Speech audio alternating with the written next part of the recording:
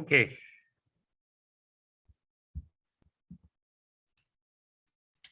Welcome, everyone. I see that once the midterm has passed, we have a more relaxed stance, and plus the reading week is coming, but thanks for still being here. How was the midterm? Long, short, okay? Short? Yeah. Yeah, all right. So that's what I thought. So it's manageable, and sometimes I have creative ideas, which is a very, very bad thing for you, but I was sort of unimaginative in the questions I asked. So it was more or less straightforward, I think. Yeah, so sadly, I haven't been able to give the copies to the TA yet. So yeah, I'll be able to do that on Friday, and yeah, maybe a week by at least at the longest by a week later, I should have your grades. So I expect it should be not too bad. Last time it was not that good, but I hope this time it's a bit better. So today we are going to start the rest of the class. First, by introducing your homework assignment. So yeah, in previous years, they didn't have that. What they did was give homeworks, just do exercises, stuff we did the week prior. I thought it's just very sad for such an applied topic to have purely microeconomics questions. Like, you do that all the time. So at some point, even if you're just starting your economic career, you're just at the undergraduate level, it's still useful for you to start just messing around with what many professional economists may do in their real professional lives. So here we go. And yeah, so it was a risk first time around. I tried it, but now I know it works. So I know you are able to do it, no problem. So here it and by the way, I've increased the scoring on this assignment. So don't remember what it is, but yeah, it's decent. It's almost the same as yeah, midterm exam, I think. You can check that in your syllabus. Okay, so what am I asking you to do? So of course, all of this will become even more clear once I go over all the material that's about benefit cost analysis. Yeah, I wrote cost benefit analysis, but I'll try to always write it benefit cost analysis because of course it's more positive if you think first about the benefits of doing something rather than the costs, but both are important. So I'm asking for a 5 to 10 page work. If you go 11, I won't be too mad. If you go 20, then I might stop reading at some point. If you're on below 5, it's quite bold because I don't care about really how big it is or how I care. What I care about is the content. So is it well written? Do you have good arguments? Do you have good numbers? Does it look like you were able to compute stuff correctly? Do your sources look decent, look serious? Do you take things that make sense? All of these things. And we, at the end of the day, if you are like, if you have 8 pages and you think, oh, I'm going to get an extra page by making it double spaced or reducing the margin, I really don't care. So you're shooting yourself in the foot if you're trying to do that. I'm asking in teams of 1 or 2. I strongly advise 2. For me, it's less stuff to grade, but for you, it's also it's good to divide and conquer because it may take time to do something decent, to look at to find good sources for your work, to make sure that things are computed correctly. So don't start late, you're going to be in trouble. And if you realize at some point that your vision of the work that you wanted to achieve with your partner isn't compatible, and you want to switch team or split team or change stuff, try to realize that early on, not towards the end, because it's not easy. So that's that. So yeah, it's only one assignment instead of like multiple one, but it's a good chunky one. All right, so here, and why is it important or difficult? Well, it's because benefit cost analysis is it's hard. It's hard for professional economists because essentially it's doing science. It's answering to the best of your ability a question that is not so easy to answer, which is should I or shouldn't I, as a, or shouldn't the government do some project or not? And thing is, the world is complicated, and there are many things to take into account. Many people have different opinions about things, and all the economic consequences of your decisions are not easy to assess. They have uncertainty all the time. So if you ask professionals things like, oh, do the cost benefit analysis of just like, for instance, banning some GMO crop in Canada. So they could write a 1,000-page report about it with all the science, all the agricultural data behind it. I'm not asking you to do that, but that's the sort of things that you could be doing on any topic. And the conclusions you reach are not always are not like tried and true, set in stone. And this is true, of course, in any sphere of economics. For instance, in macro, there was a famous exercise in recent years where they just asked a simple question to macroeconomists in many different, I think it was in many different universities in the US. They just had a simple question, like, what do you think is the effect of, I think was raising interest rate on the unemployment rate in the US or decreasing, I don't remember. And they just said, okay, so you have your huge models, your human macroeconomic model with hundreds of equations in them, and you invest so much money and we pay you so much money to come up with good answers. So that's a very simple question. Please give us an answer. And the answers were +5, -2, +7, so all over the place. What does that say about economics? Is it still useful, or are we wasting our time? It's still useful, but answering large questions is not easy. And yeah, so that's why that's going to lead to one of the advice I'm going to give you is don't choose a huge topic with hundreds of factors to take into account. You're going to lose yourself in it. Choose a topic that's relevant for a specific region, city, that works, or country that works best, and something that has like that is a specific question, such as should we or shouldn't we raise a tax on gasoline? Or so I'll talk about the sort of questions that I think may be interesting. So that's my comment about it. So it's a difficult exercise, something that I could ask master students to do. Yet I have full faith in your ability to do it. And last year I was super impressed by a bunch of the work that I did receive. I put one in the, so I've already put this online.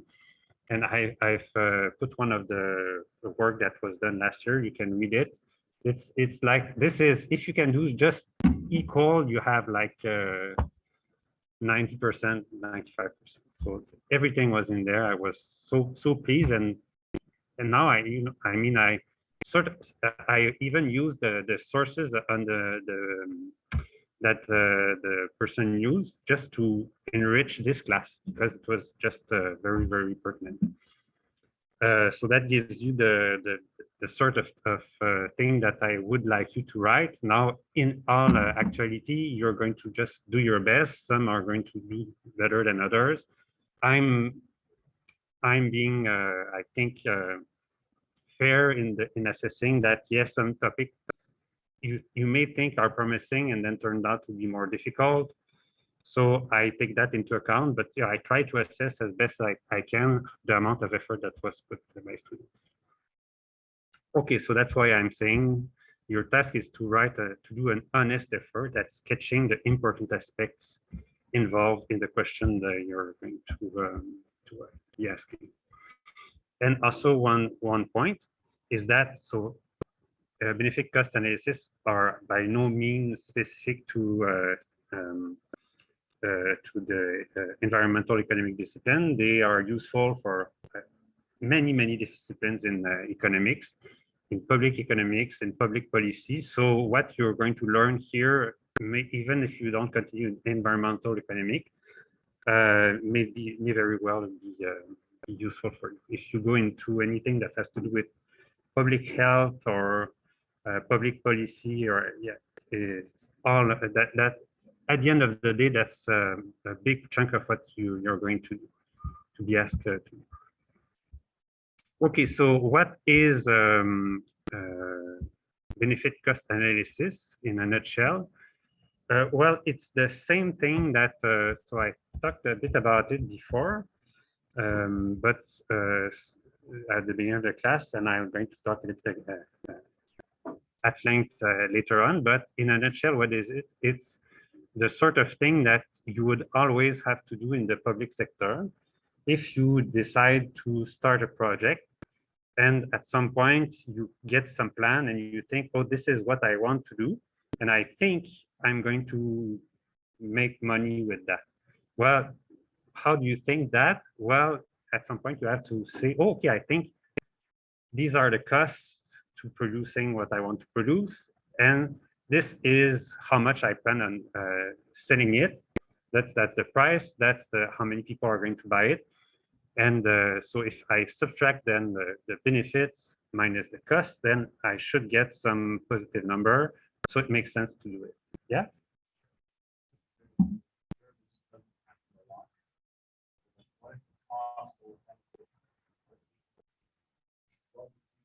Oh, you're indifferent.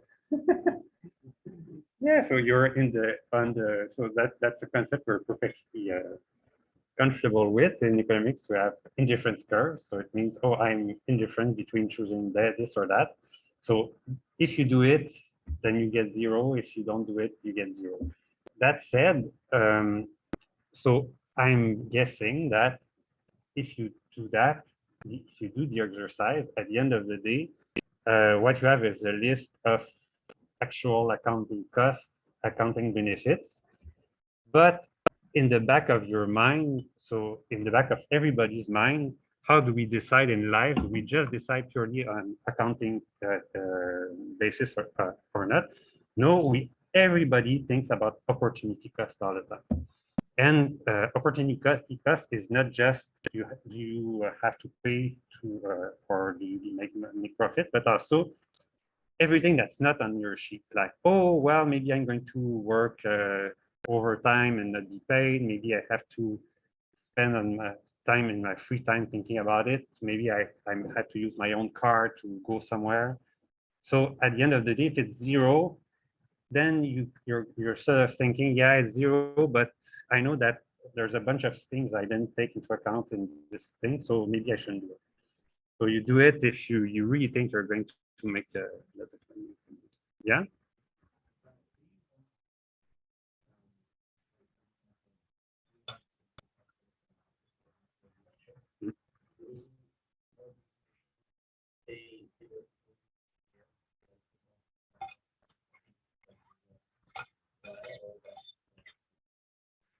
Anything. This is perfectly reasonable. You could, by the way, so the work I'm putting online for you to see was a very neat question. Was, oh, it turns out that in Quebec we have extra generous subsidies for electric cars compared to other provinces, should other provinces look at Quebec and say it's a good idea, let's implement the same sort of subsidies? And the conclusion was that sadly, Quebec's subsidies don't make a whole lot of sense. They're just too generous. So, yeah.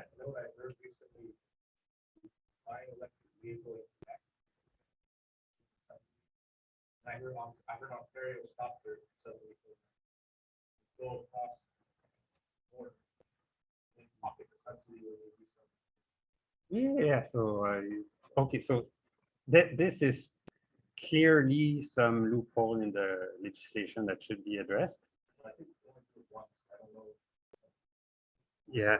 So this and it just it's really it's sort of sad that even at a national level, we're not. So I mean, negotiating with the US and all these things, you might say, okay, it's complicated, but come on, Quebec and Ontario, just have a phone call and say, yeah, by the way, there's this thing going on. So we're just giving a lot of money to Ontario people. So I don't know. Yes, our taxes in Quebec are paying for Ontario cars. Well, I hadn't heard of this, but so that's a point I made in the introduction to this class is arbitrage. So anytime there's some difference in cost or in benefit somewhere, people are going to say, oh, let's take advantage of it. So any policy you implement, you have to make sure that it works.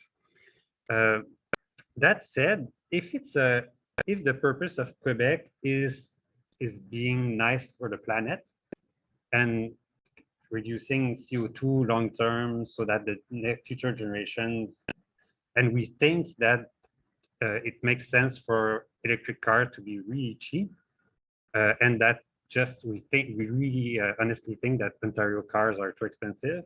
Well, in a way, it means that so the efficient thing to do would be to sell the cars at the low price that we sell them in Quebec.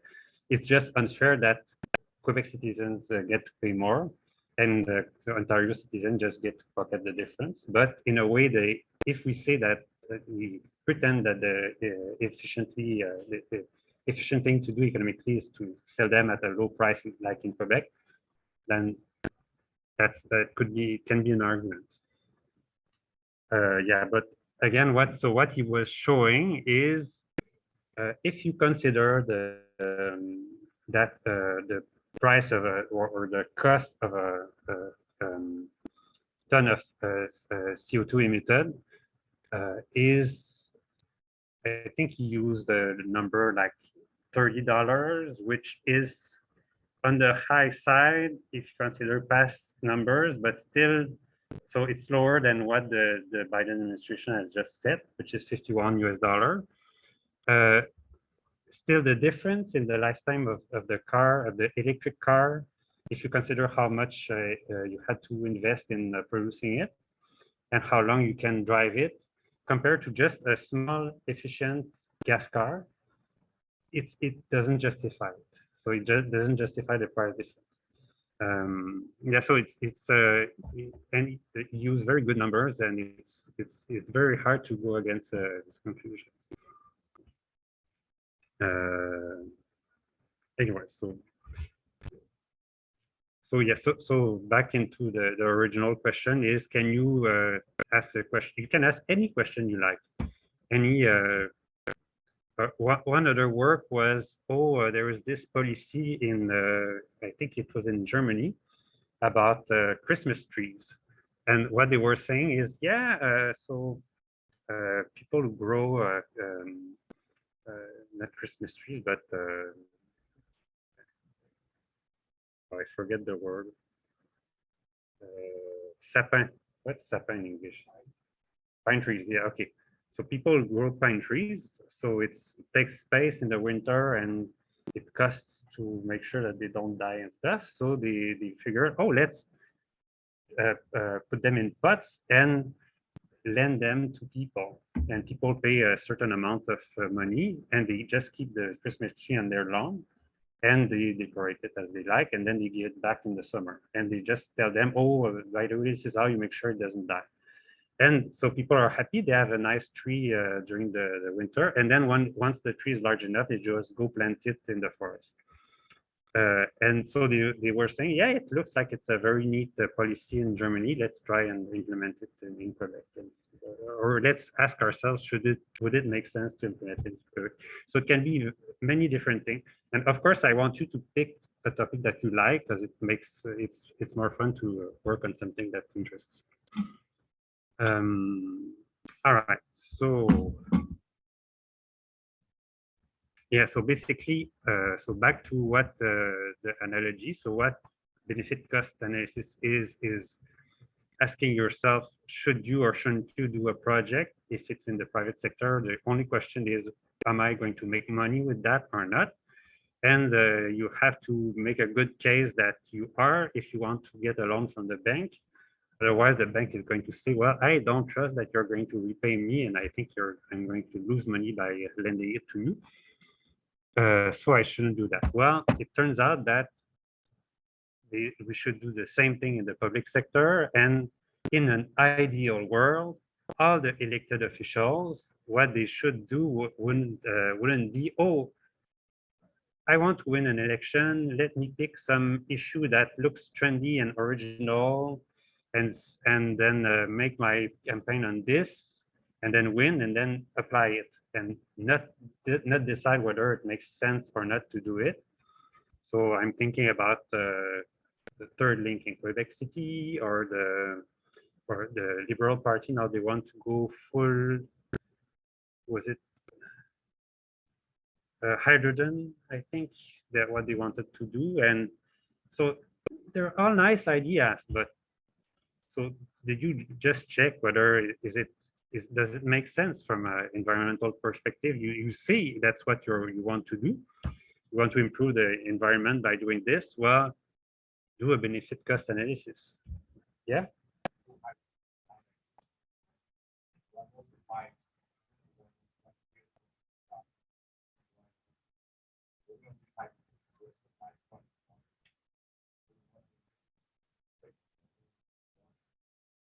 Okay, so you're saying that yeah, so I don't know this We already have the target. yeah. So all I know about hydrogen is it's hard to contain it. It's so if you ask even I think like Elon Musk considered using hydrogen for his rockets, and he said no, it's just it leaks all the time. It's just small molecule of atoms basically. It's just one proton, and it leaks. So it's just yeah, it's difficult. And so and plus it's a bit dangerous. So I mean, all the technologies. So that's a super interesting question. Where should we invest our efforts? So yeah, hydrogen or lithium-ion batteries or other things. All, energy is a super interesting topic. If you want to work on this, I'll good with you.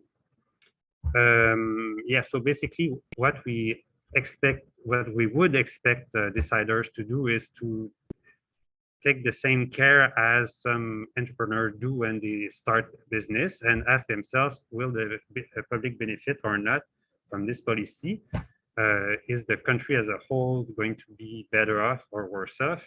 Will we have unintended consequences, or oftentimes unintended costs, extra costs that we didn't factor in, and then it's 3 times more expensive than thought, which may happen once in a while.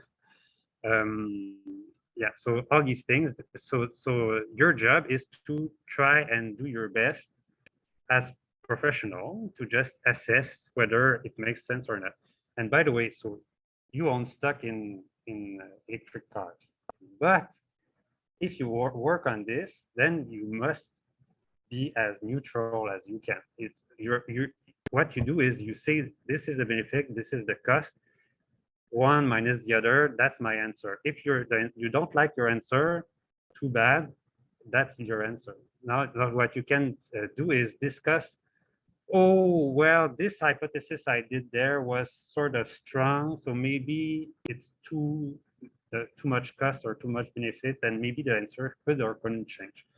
This sort of thing, the sensitivity analysis, you look at your work with critical eyes, because nothing we do is perfect. But you shouldn't start with one or two students last time they really had started with this idea that they had to convince me that such and such was good. I don't care whether you tell me that it's the best thing in the world or worst thing in the world. What I care about is, did you make a honest effort to be neutral in your assessment? Question?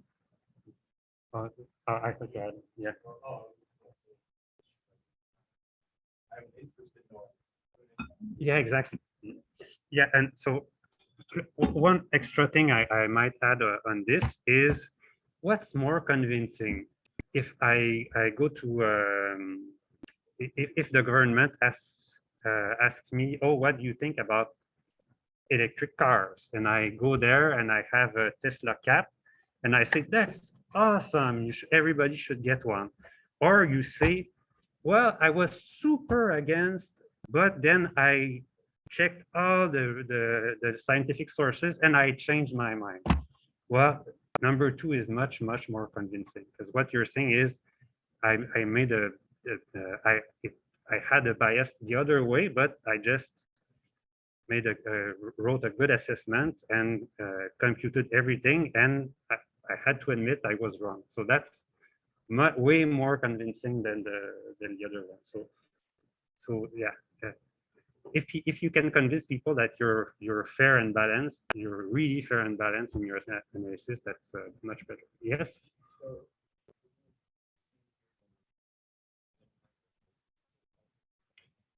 Yeah, that's a point I'm going to make. Is oftentimes good projects I've had were sort of smaller scope, because you can say, okay, so here in this region, or in this case, that's the problem. And so there are not like 36 different ways of addressing it. Yeah, it looks like the best approach is this, but it should cost this and that and this and that. So it's more convincing to me that you were able to treat everything with some good attention, and that your answer at the end is makes sense. Otherwise, if I know there are like 100 factors to take into account, if you have 5-10 pages, there's just no way you're going to do a good job at it. So yes, to have but one thing I found too is that sometimes some projects you think, oh, this should have good data on it or stuff, and then you really find out that it's just so new, and yeah, you don't. It's not a lot of people have written on it, and turns out that you can't really know for sure. So you say, well, this I think should be the cost and the benefits, but I have no numbers. You won't fail, but I can't. It's hard for me to give you a good score if you're not even able to compute stuff. So start early, just digging around a bit if you think you might enjoy a topic, and see if you can find. If you have at least heard one or two times people talk about it in the news or stuff, that's a good sign. It means there's a bigger risk that somebody has actually written something and used numbers on it. Yeah, so it's I don't know all the things in life about environment, so I cannot say for sure, oh, this is going to be good, this is going to be bad. So one person worked last time on the Yucatan Peninsula and pollution and environmental degradation in Mexico.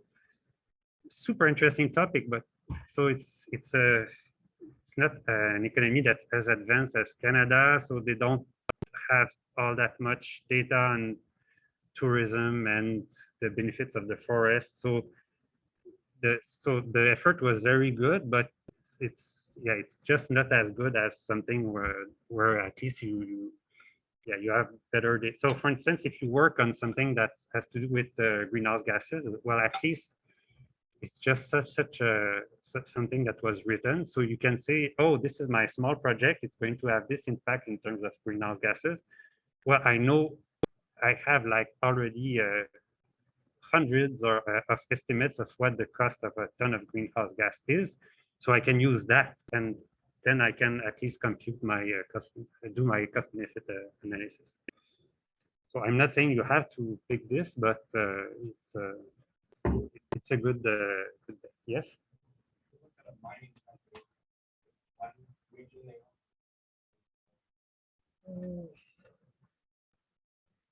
Oh, it, yeah. So do something that I'm going to find interesting to read. So if you see, well, they operate in 100 regions, so I'm not going to take time to write about any of the regions because it's too much. No, so you could say like, oh, these are the one or two most important regions. This was the cost of starting the mining operation there. This is what they left behind. This is how much it's going to cost to clean everything up after they're gone, for instance. So that's yeah, that's so don't be too ambitious because yeah, you don't have so if you have like a month or a month and 1 week or something, and you have 5-10 pages. That's there was another question. No, okay. All right. So saying a lot of stuff, but let's go on. Anyways, that's all part of the what is benefit cost analysis, so it's not less. Okay, so first, first things first, what I want you to tell me is what is your topic? Why is there an environmental dimension to it? So one of the students last time said, oh, I want to work on labor unions. It's like, yeah, so you know, it's 391, right? It's environmental class. So, oh yeah, sure. Yeah, okay. So maybe change. So yes, at least there has to be some environmental component to your topic. So, so you have to tell me why the project or the legislation you're thinking about is going to affect the environment in some ways. It can be super direct, more indirect, but there has to be some effect. Otherwise, it's just sad you're in the wrong class. And even I could be quite liberal in the sense of allowing you to say, well, all of most of the impact is not on nature, but is like say smog in the city. So you would say, yeah, well, it's really bad from a health, human health perspective. So if it was a health economic class, that would be a perfect topic. Well, you know, it's so just the air we breathe in the city is part of the environment. So I would be perfectly happy if you worked on something that for which the main impact is human health, for instance. That's I won't be super stringent, so that would be fine too. Because anyways, what's the service that the environment gives us? Well, resources, space, clean air, health. So environment is everything, basically. So every source of what we get. Yeah, so you explain why the government is going to try and mitigate something. So you explain the project. If it's a project, you explain the project. If it's a change in the tax regulations, subsidy program, like for electric cars. So say what this is, can be one or the other, explain clearly. Then, oops. So oftentimes if it's a thing that has been going on for a while, then it's quite probable that things are already in place. So that you shouldn't ignore them. So please say, oh yeah, by the way, this program exists already. And this is more or less what people think about it. Was it successful? Was it not? So we have to start from somewhere and then see how the next project is going to change the current status of things, current state of things.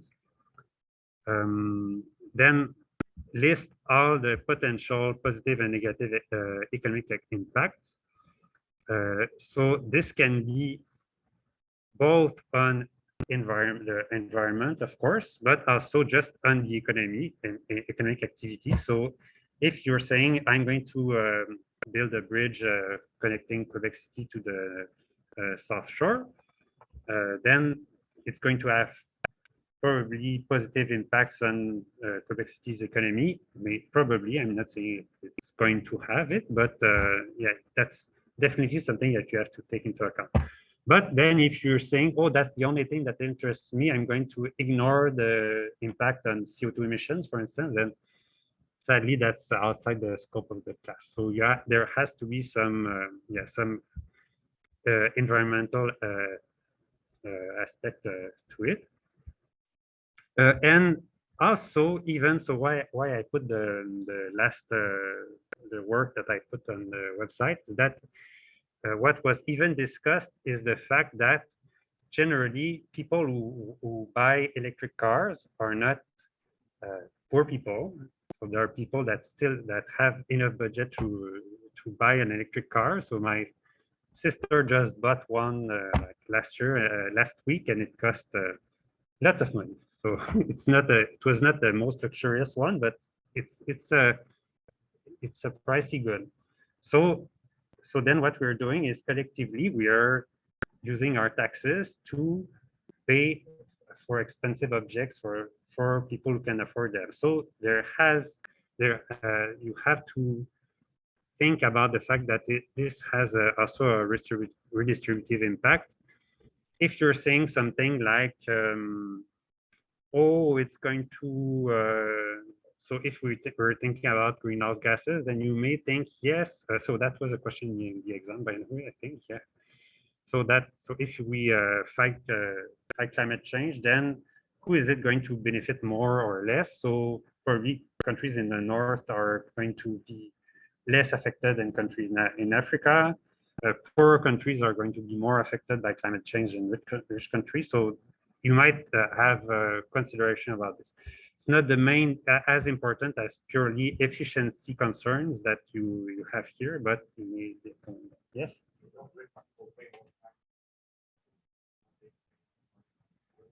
Oh, for the electric cars? Yes, but so yes, so taxes are redistributed because they pay more taxes, and then if you just give back the money in proportion to how much everybody pays, then it's like totally neutral. But if you think, okay, I'm going to take more from the rich and give programs that benefit more poorer people, then that's redistributive. And generally, at the society level, we think it's nice to have to redistribute a bit of the wealth because so economists, what we think is that so money in general or consumption in general has decreasing returns to utility. So if you're rich and you have $1,000 more, you're happier, but it's not life-changing. But if you have $1,000 in the bank and you get double, then it's much better for you. So this sort of consideration. So I'm not saying one is better or worse, but so the differential impact of a policy is something that we should think about. Okay. So that's step one. Step one is do your best to use your imagination or use what's been written elsewhere to just list all of the things that you think are important in the question you're asking. Not saying you're going to write extensively about all of them, but just at least show that you thought about them or you thought they might be important. Then the hard part is part B, so quantifying stuff. So once all the costs and benefits have been mentioned, then do your best to quantify them. And I say do your best because then, so this is predicated on your ability to find good data on that. And so some people are going to be more lucky than others. So I acknowledge that there's luck into picking a topic that turns out to be fruitful or not. So, so yes, we're learning and we're all doing our best. And some people get to work on some better topics than others.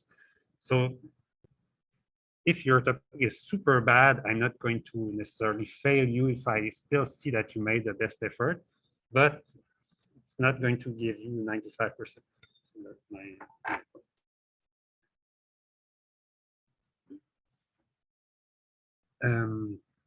all right, so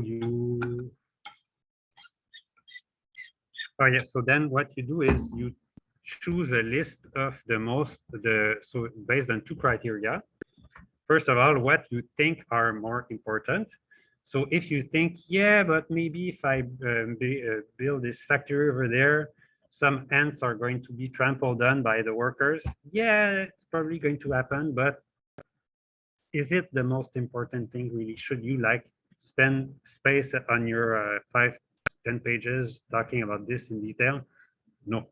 So firstly, you have to pick the priority, because in life everything is about constraint.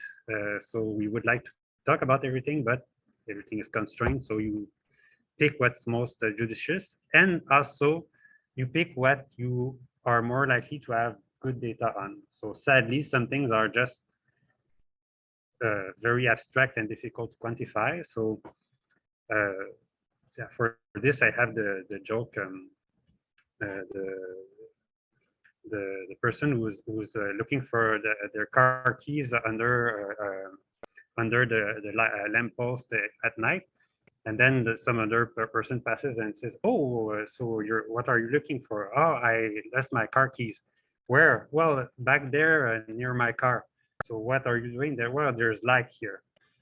So sadly, maybe it would be very useful to check around the car, but there's no light, you can't see. So sadly, you're going to talk about what we actually can quantify.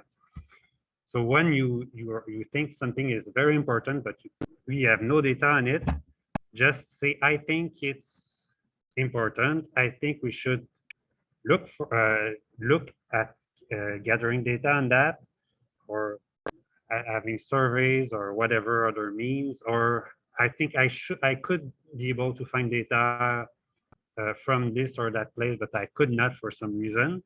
You acknowledge that you couldn't, but at some point you just say, or what you can say is, I think I'm going to get some answer, but it's going to be biased towards beneficial if I couldn't quantify this cost, or biased towards too costly because you couldn't assess this benefit that is very important. So use your best judgment in assessing this.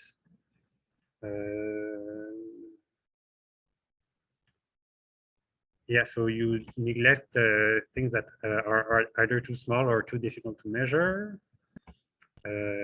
So yeah, so sort of thing that may be difficult. So what's the value of a beluga whale?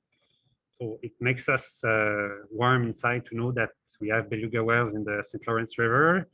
But so what's the economic value of having that? It's just it's not easy to quantify, but it's still there. If you have ships that kill beluga whales, for instance, then you have to acknowledge that this is having less beluga whale that die should be something that's taken into account. Quiet environment. What's the bad effect of sound? So this is starting to be discussed more, but yeah, we don't know all that much about it. Yeah, so you put more attention into numbers that can be estimated better. Always report where your numbers come from. Don't invent them. I won't be happy with it. So if I see that you have like a page of references, then that's a super good start. I might like even say, oh yeah, so I might read a bit quicker and say, yeah, it's probably good, and just assume good things. If you have good references, if it looks like it's a scientific article, I know that you're early on in your career, but as economists, you're going to have to read scientific articles once in a while. So that puts me in a very good position to give you good grades.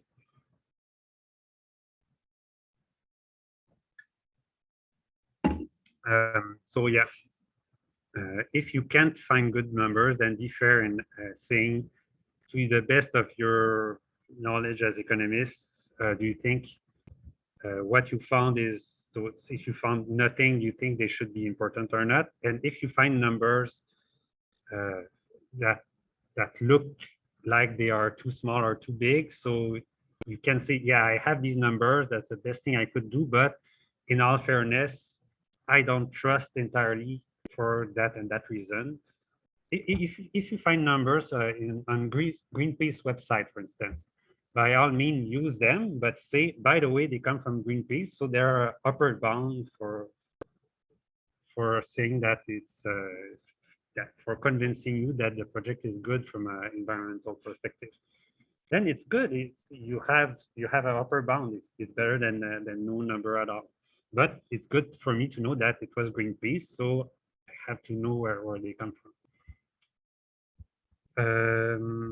So if you don't know, Greenpeace is is a NGO that really likes the environment.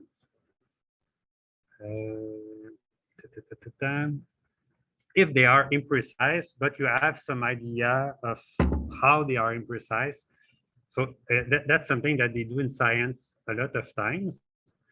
So they say, well, so even if you have your measuring tape and they say, how long is this?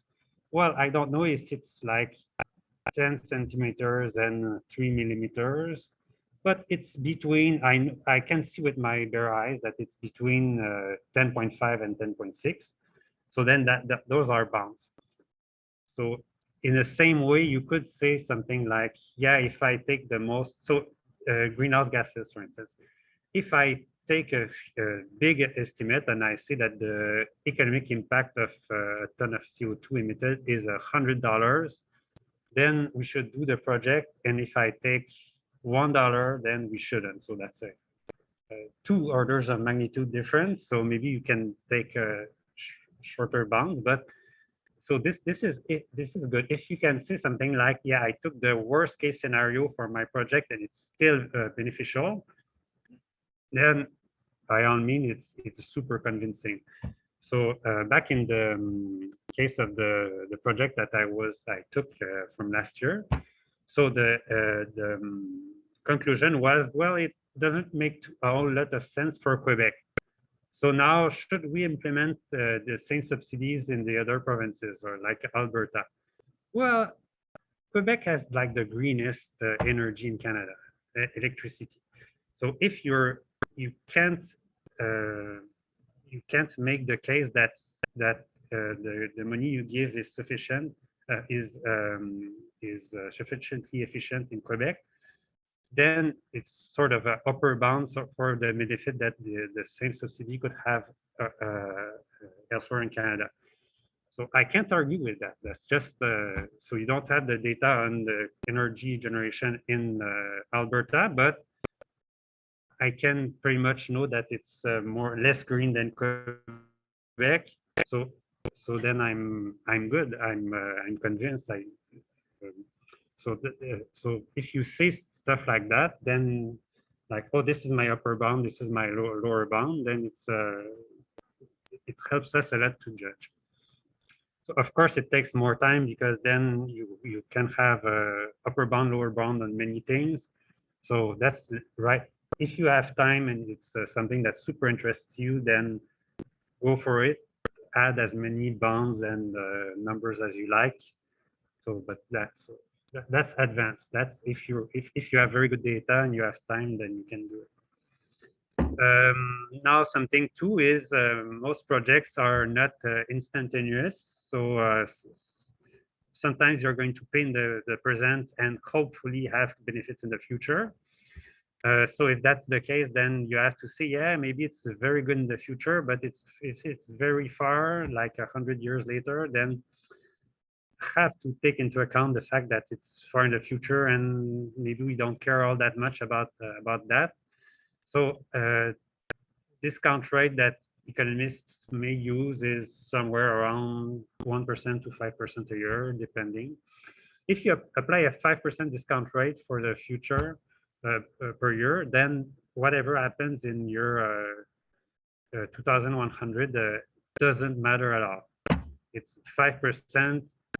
It's divided by 1.05 exponent 100. Check that out on your calculator. It's zero almost. So it matters a lot the discount rate that you're using.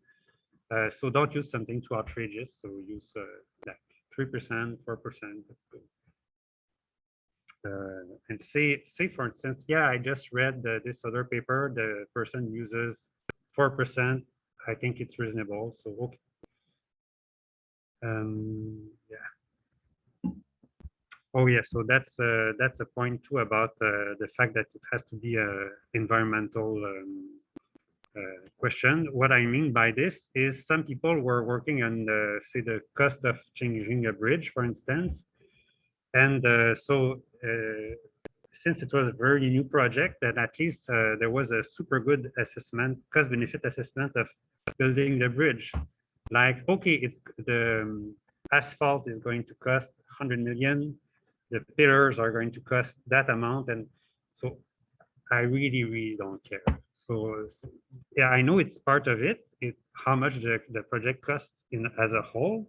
So if the project cost is going to make huge deficits, then you have to make a very good case that it's going to be offset by super good benefits in terms of the environment. Yeah, but in your work, don't lose time just listing all the technical aspects of building the factory or whatever, the cost of labor, of capital, of all of this. It's that's something that they have to do, but your hat is the environmental economist hat. So when they bring you in the room, they don't want you to discuss engineering. They want you to discuss the environment. So that's what you have to do in your project.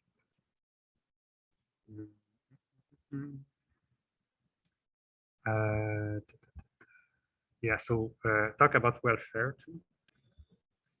Certain strategies. So for the economic impacts of something like regulating more an industry, well, you must say, well, I think so if you're saying something like, oh, I think the savings in terms of CO2 emissions is going to be 100 tons per year. Well, that's why? Well, that's because somehow 100 tons less is going to be emitted by somebody somewhere. This is going to cost people some money. So you have to assess what's the size of the market or how many users are going to have to change their habits. It's not all that easy because then you have to know, well, is it a clear loss for them, or are they going to spend their money elsewhere or buy a different car? Or so do your best to have the reasonable hypotheses, but just say something like, I've done my homeworks and I've said, yeah, this is the size of the market. This is how many people use it. So if we force them to do something else, this will be their loss in terms of surplus, for instance. So yeah, you do. So the cost of this is in terms of lost consumer surplus or producer surplus. So that's what you've always been computing in microeconomics. So that's how you compute it. We're going to see this probably in two lectures. So yeah, again, this is not easy to assess this, but have some scale.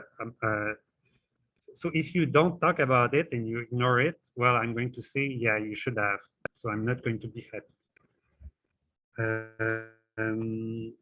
So if you can't find decent numbers for the place per se, like I was saying, then use numbers that from a similar jurisdiction. where such a similar thing was done before. So it can be in Europe, in the United States, some other province. I've talked a lot about Canada. It doesn't mean that you have to work on Canada. It's just maybe that's what interests you. But yeah, if you're really interested in a problem that's happening in the sea somewhere or yeah, some other project, do it as long as you think you're going to be able to write a nice paper. You might find out that actually it's such an important topic that cost-benefit analysis have already been done by professionals. In that case, I'm not going to say, well, you are forbidden to use whatever they did. No, of course not. So you consider yourselves lucky. You have found the jackpot. And in that case, please just do your best to clearly highlight, so condense whatever they did in the space of 5 to 10 pages and explain how they were able to see that the project was good or bad, why. So this is good enough because understanding cost-benefit analysis, just looking at what they did, how they did compute it, might not be all that easy to do. So it's a good exercise for you to do.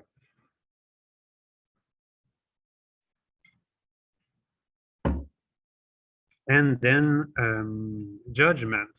This is very fun. Why? Because as scholars, as academics, as scientists, we oftentimes don't want to judge.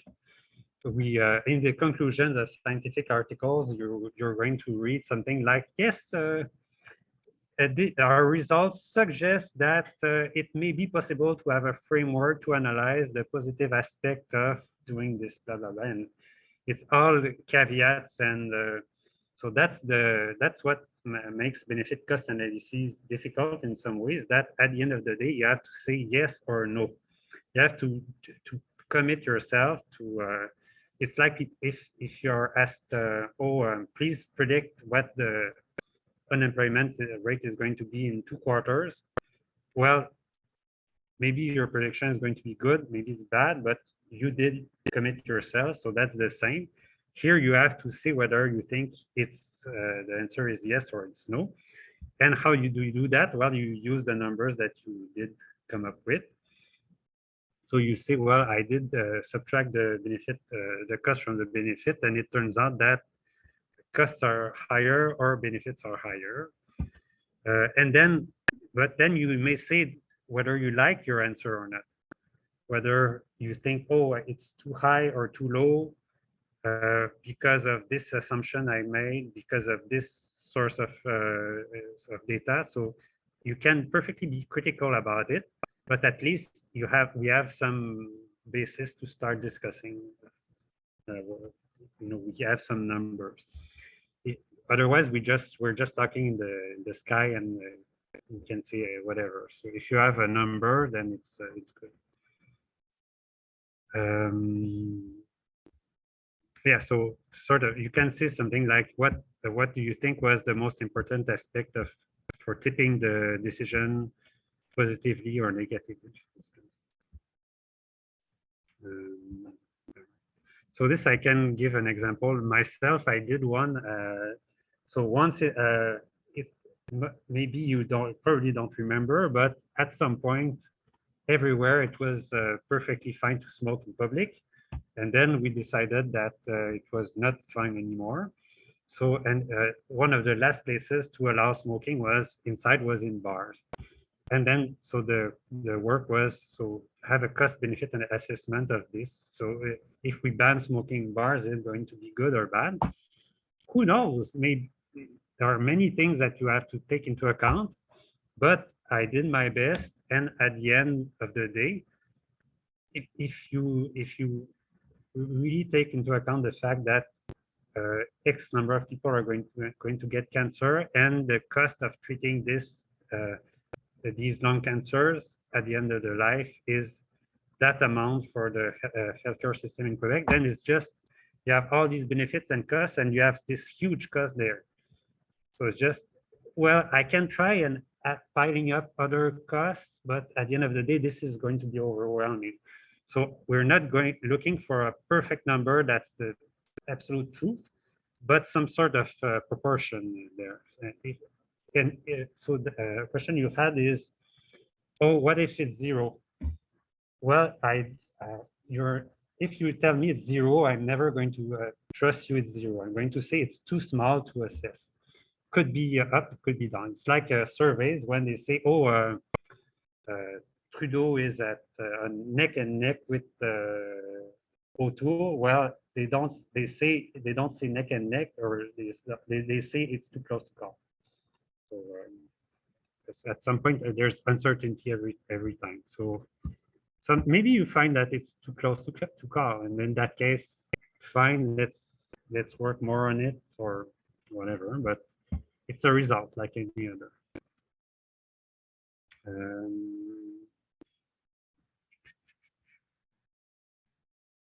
Where was I? Oh yeah, so this is meeting the state of the market. Decent numbers. Yeah, so if you can't find numbers, if you're in a really tough spot, then tell me what would be the project to find them, or what would be the survey you would or yeah, or find numbers elsewhere, but say, yeah, I think they're too high or too low for whatever reason. But so don't just say I couldn't find numbers, or that's disappointing. Oh yeah, so this, oh yeah, I was in judgment, sorry. Okay, one alternative approach, if some side of the cost or benefit analysis is too difficult to do, then what you could do is just one or just the other. So what you could say is something like, yes, I would like to save the beluga whales, but just quantifying what's the benefit for the world to have 1,000 more beluga whales is just, I don't know. It's a question of we like that, and don't I like it, don't discuss it. I want my 100 or my 1,000 beluga whale. Then it's still possible to just say, okay, you want your 1,000 beluga whales. I'm not judging you. That's your request, but let me at least discuss what are going to be the economic consequences of doing that. So it's like on the Canadian economy, for instance, this sort of thing. You could do that. I would say it's not as interesting because the interesting part is the environmental part, but it's still part of the exercise. So if you get stuck, I won't say you have zero if you couldn't compute any positive aspect clearly, but yeah, that's something you could be doing. And then another thing is, if the economic cost of doing something is really too hard, but at least you're able to specify quite precisely what the benefits are in terms of protecting it, then focus on that and say, yeah, so that's part one. Then part two is going to be done by some other economist or some colleague of mine next year. I couldn't do it right now, but this is the cost of doing this. Again, that's not a real cost benefit analysis, because at some point you don't subtract one from the other. But if you do just one half very well, it's already quite good. Yeah, but try and do the whole exercise. That's better. Yeah, so state well from the start what you intend to be doing and why you do it. Okay, how your work is going to be judged. Yeah, so convincing cost and benefits. So it has to, I have to trust that what you found makes sense. So for that, good data. You can use any source you like, Greenpeace, Wikipedia.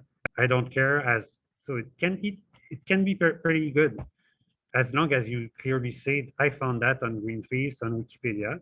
But so the next step would be what? If you find something on Wikipedia and you think, oh, that's good, yeah? Yes. Yes. Yes, exactly. So they state all their sources. So just click on that, and so that's even much better because now you're giving credit not to Wikipedia, which it's a nice project, but you're really giving credit to the original person who did write the thing. So it's or who paid for collecting the data, for instance. So, but if you don't have time, say it's Wikipedia. I'm not going to be too mad about it. Um, Not saying it's the best source, but it's a source. And I'm not religious about anything or super strict about anything. So I want something nice.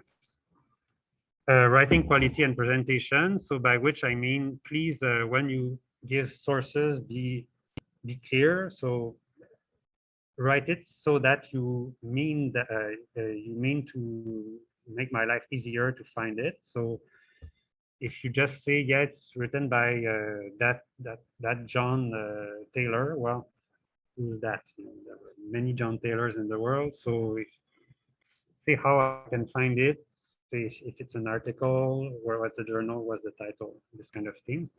Be choose a style and stick to it. So make if you decide to write your sources at the bottom of the page, do that all the time. If you decide to put all your sources at the end, do that all the time. So again, you have your own way of doing things. It's not a methodological class, but so make it look like it's professional, like it's something that you could deliver to Jean Le to what's the Prime Minister of Quebec? Yeah, Legault, but his first name. François Legault, yeah. And not be ashamed of it. Yeah, so the number of and the precision of the cost you took. Having a neutral stance. If I have the feeling that you're trying to convince me from the start that this is horrible or this is the best, it's not that good. I'm actually going to be less convinced at the end, whatever your conclusion is, because I have a feeling you're not being too objective. So yeah, your assessment is a professional one. So if you're super against, then you just answer whatever you find. If you're super in favor, you just answer whatever you find. The best is for me to have no clue what, and they say even if you're a journalist later, they see the best journalist is the ones for whom you can't really know what they would have, who they would have voted for. So that's good. It means that they just report the facts and they don't insert too many opinions. Okay, good topic is possible topics. So yeah, medium scale to smaller scale topics are often good if you have good data because it's you can have a nice whole set of issues to discuss that are not too wide. But there's the risk that it's so small that you cannot find anything. So what I'm going to do is ask you to send me an email. So here's my team member. Here's my topic. This is what the sort of thing I want to talk about. So I can say how I feel about it. Do I feel it's doable? Do I think you're going to run into a wall? What are the pitfalls? What are the things that you might consider are good to discuss? So I'm on your side. Essentially, I'm not trying to trick you, or I'm trying to help you produce the best quality stuff. So if you have questions, you ask me. And yeah, so here are a list of local topics. So a wind farm, stabilizing beaches. So if you have big boats that go in the St. Lawrence River, that erodes beaches. So that's a lot of time. There are some projects to put rocks there. So this has costs and benefits. Saguenay liquid gas plant, third link between Quebec and City and Lévis. Now, I'm sort of saying this might be good, possible. They might be also not that good. So, so if you say, oh, I failed, because, but I took your topic, so I want my money back. Well, you know, I think they're potentially good, but so maybe not, maybe yes. You might find good data. Larger questions. Environmental subsidies or taxes, some specific measures that we may implement in Quebec or in Canada. Should city expand regional or mass transit or at the city level? There's a nice proposal that to have a monorail that goes up to Saguenay City. Does that make sense? How many people are going to use your monorail? Maybe it's going to be the next big thing that's going to put Saguenay on the map. Maybe not. So here, that's a website where people seem very in love with the project. So even if you think it's super interesting or not, please just assess whether it makes sense or not. Introducing more compost in collection in cities, ban pesticides on lawns, private gardens, ban limit some sort of GMOs or not, maybe encourage GMOs, ban nuclear energy, encourage nuclear energy, lower taxes on gasoline, raise taxes on gasoline. Again, no bad answer as long as you assess things properly. In Quebec, there's the BAP is a very nice thing. So Bureau d'audience publique sur l'environnement. Sadly, that's just in French, and it's written FR here, but I've tried to change FR to EN, and it just lends to FR again. So yeah, they just didn't care about translating stuff. But so it's nice. They have nice resources, and I've tried looking for a similar thing at the Canadian level, and sadly, I couldn't. So there are some websites, but they don't share that much. So if you find something that's already almost finished, maybe you find some gold mine in there. I don't know. Yeah, parameters of the project. So a team of 1 or 2 people, PDF, 5-10 pages. So by March 9, try and having sent me this email where you tell me what how many people are going to work on it, and I encourage 2 people to have less work to do essentially. And by April 6, I want projects uploaded. And I realized I used all my time on describing the project, but that's good to it's not wasted because that's the topic. So any question before we leave for reading week? No. So anyways, if you don't know exactly what you're going to do, well, anyways, we talk for at least 2 classes or even more on the topic. So it's going to be even more clear. Okay, so have a good break, and as soon as your exams are graded, I'm going to